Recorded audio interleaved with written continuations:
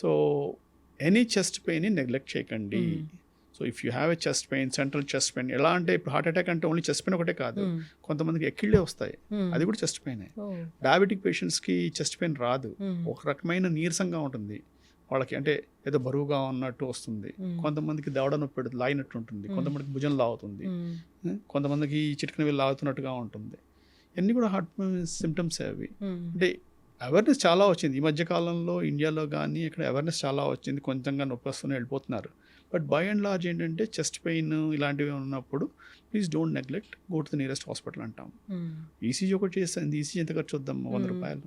అంటే పూర్తి తెలిసిపోతుంది డాక్టర్? మ్యాక్సిమం తెలుస్తుంది, ఈసీజీలో మ్యాక్సిమం తెలుస్తుంది.